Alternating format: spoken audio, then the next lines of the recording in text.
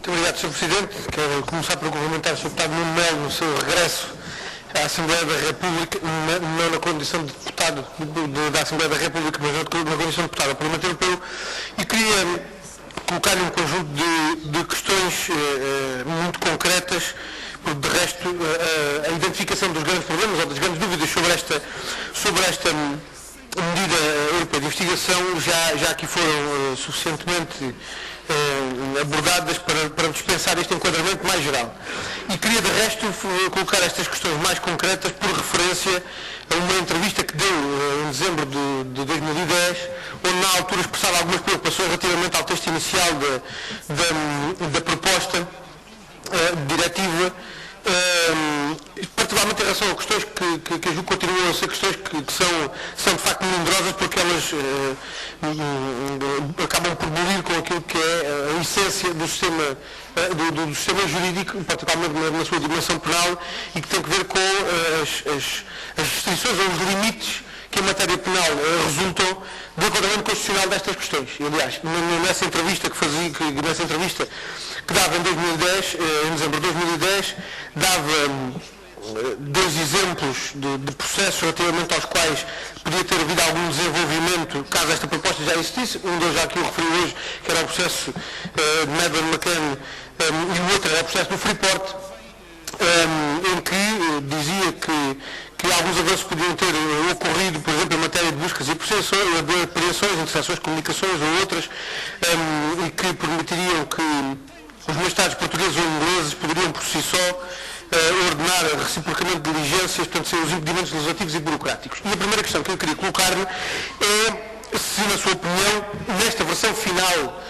que resultou do processo de codecisão, de facto esses limites, muitas vezes constitucionais, acabam por ficar afastados.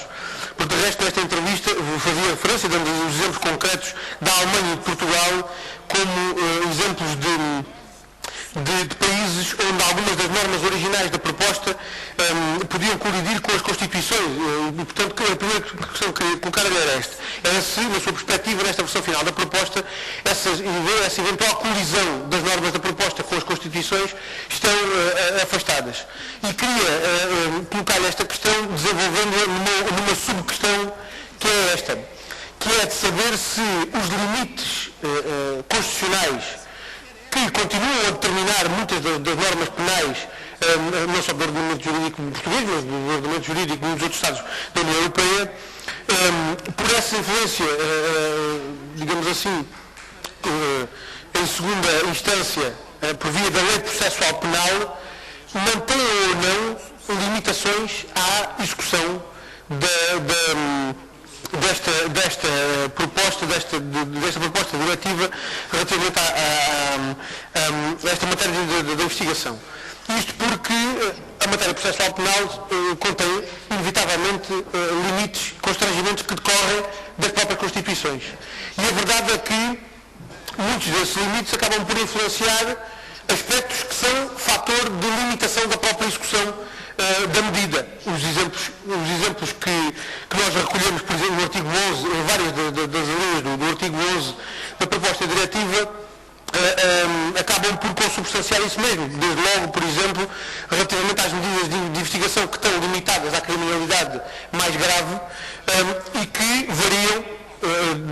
de país para país e, portanto, que podem determinar a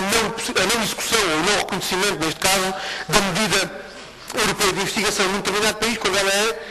prevista no estado de emissão. E, portanto, gostava de que nos pudesse dizer se isto, efetivamente, se estas colisões com as Constituições, na sua opinião, estão verdadeiramente ultrapassadas ou se ainda assim se mantêm, ainda que não diretamente, pelo menos indiretamente, pela influência que têm nas normas processuais penais de cada Estado. E, concretamente, em relação ao exemplo que dava do Freeport em 2010, gostava de perguntar-lhe se essa limitação se continua ou não a manter-se em face da redação que na linha A do número 1 do artigo 11 da proposta diretiva, ainda assim se estabelece relativamente às imunidades ou aos privilégios que impedem, que tornam impossível a execução da medida, porque julgo que naquela circunstância essa era uma limitação que ainda assim se mantinha. Uma segunda questão tem a ver com os prazos do artigo 12, nomeadamente com o número 5 e a prorrogação que se prevê no número 5 do artigo 12, por mais 30 dias, para lá dos 90 para a execução da medida. E gostava de colocar a questão do ponto de vista do cumprimento de uma norma sem sanção. Porque, de facto, esta possibilidade de prorrogação que se determina no número 5, por mais 30 dias para lá dos 90,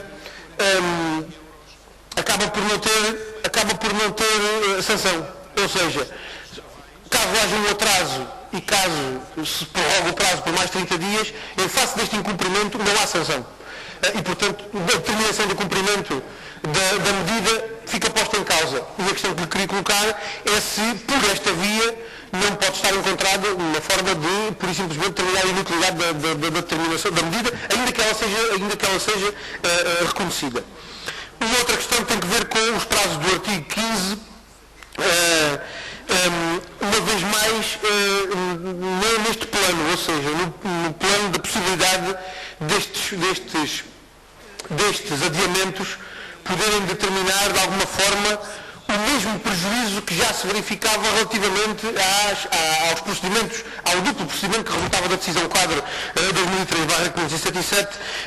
relativamente aos pedidos de congelamento e transferência, que em muitas circunstâncias acabaram por ser preteridos face àquilo que são os mecanismos da cooperação, os mecanismos tradicionais de cooperação judiciária internacional. E, portanto, gostava de perguntar-lhe se, deste ponto de vista, reconhece algum avanço relativamente a essas objeções que eram identificadas relativamente a esses duplos procedimentos de congelamento e transferência dos elementos de prova no âmbito daquela outra decisão quadro. E para terminar, queria colocar-lhe concretamente, relativamente a estas matérias, do regime anterior, desse regime duplo que resultava da decisão quadro anterior em matéria de congelamento e transferência de elementos de prova, gostava que nos pudesse identificar, até em resultado daquilo que foi o contacto que julgo que manteve com o Procurador da República e com o Conselho Superior da Magistratura relativamente a esta proposta diretiva, gostava que pudesse, em confronto com esse duplo procedimento da decisão quadro, que nos pudesse identificar aquilo que são as grandes inovações desta proposta de diretiva que ultrapassam esses constrangimentos que eram identificados relativamente à decisão quadro e ao duplo procedimento que no âmbito dessa decisão quadro foi adotado. Obrigado, Sr. Presidente. Muito rapidamente. A questão relativamente aos prazos do artigo 12 não era tanto a de saber a adequação ou não dos prazos que estão fixados. Era mais a de saber de que forma é que este regime de prazos que está fixado, no artigo 12, nomeadamente nos números 5 e 6, respectivamente relativos à decisão de reconhecimento ou à execução, ao reconhecimento ou à execução da decisão, era saber em que medida é que este regime de prazos,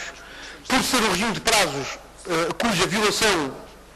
não pode ter uma sanção, porque é impossível estabelecer um regime sancionatório para o cumprimento dos prazos que aqui estão previstos, em que medida é que este regime pode ou não acabar por ser a janela de saída daquilo que não se queria deixar sair pela porta. Ou seja, de que forma é que este regime de prazos não pode ser a forma encontrada para não dar cumprimento às decisões de investigação, por mais variadas razões. Posso dar aqui um exemplo concreto para tentar ilustrar aquilo que estou a dizer. Há uns anos atrás, a propósito da revisão do Código de Processo Penal em 2007, era-nos dado um exemplo, sem especificar o processo, mas um exemplo de um processo de criminalidade financeira em que o Ministério Público português teve 3 anos à espera da informação que permitisse reconstituir os movimentos de capital do capital proveniente da prática do crime. E o Ministério Público teve durante 3 anos à espera dos elementos que permitiam reconstituir esse movimento, precisamente porque as autoridades judiciárias competentes não dispunham dos meios para fornecer essa informação mais cedo ao Ministério Público português. Ou seja, a impossibilidade prática de execução dessas medidas acaba por ser, em violação destes prazos que estão previstos no artigo 12, acaba por ser uma violação sem sanção, e, portanto, cujo cumprimento pode fazer perigar o cumprimento da própria decisão europeia de investigação. Portanto, a questão que colocava relativamente a este artigo 12 era mais esta do que propriamente a da adequação dos prazos, porque obviamente os prazos são céleres, quando olhamos para prazos de 30 dias para o reconhecimento da decisão e de 90 dias para a sua execução, obviamente que são prazos muito céleres. Uma outra questão em que insistia era esta que tinha que ver com o procedimento, a comparação entre o regime resultante desta diretiva e aquele que resultava da decisão quadro 2022-577 relativamente àquele duplo procedimento relativamente ao congelamento e à transferência de elementos de prova, porque julgo que dessa comparação poderíamos ganhar, digamos assim, em termos de percepção daquilo que efetivamente são as alterações relativamente àqueles procedimentos que nunca foram muito utilizados e, portanto, foram sempre preteridos em relação aos procedimentos tradicionais de cooperação judiciária, que necessariamente vão ter que continuar a existir para aquilo que é a cooperação fora do espaço da União Europeia e, portanto, dos quais as autoridades judiciárias sempre terão que lançar mão. E, portanto, talvez só com o reconhecimento de uma grande vantagem na utilização destes procedimentos que agora se propõem, talvez só assim se consiga preterir os procedimentos tradicionais, ainda que em relação a algumas dessas matérias isso seja impossível de vir a acontecer.